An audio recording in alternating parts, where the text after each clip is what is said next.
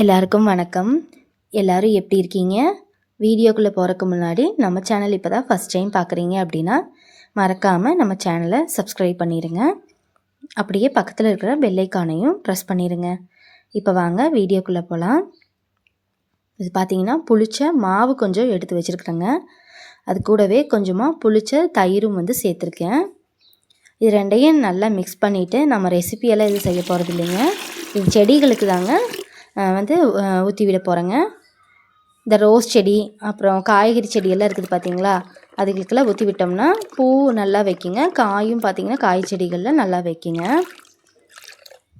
இந்த மாதிரி நல்லா தண்ணி ஊற்றி நல்லா தண்ணியாட்டு கலந்துக்கணுங்க. அதே மாதிரி பூச்சி எல்லாம் கூட வராதுங்க. செடிகளுக்கு இதெல்லாம் ஊற்றி விட்டோம்னா பூச்சி எல்லாமே வராது.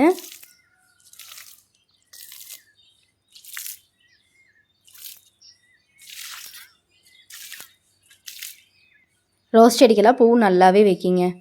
பூச்செடி எல்லாத்துக்குமே நம்ம கொடுக்கலாம். அதே மாதிரி காய்கறி செடிகளுக்கும் கொடுக்கலாங்க. வெண்டைக்காய் செடி, கத்திரிக்காய் செடி இதுக்கெல்லாமே இந்த கரைசல் கொடுக்கலாம்.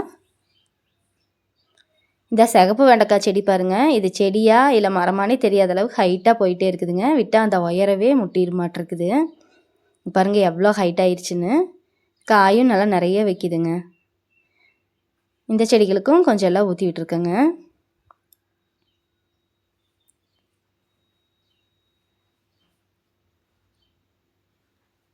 ஓகேங்க, இந்த வீடியோ உங்களுக்கு பிடிச்சிருந்தா மறக்காமல் வீடியோக்கு ஒரு லைக் பண்ணிடுங்க. அப்படியே நம்ம சேனலை சப்ஸ்கிரைபும் பண்ணிடுங்க. நெக்ஸ்ட் வீடியோவில் பார்க்கலாங்க.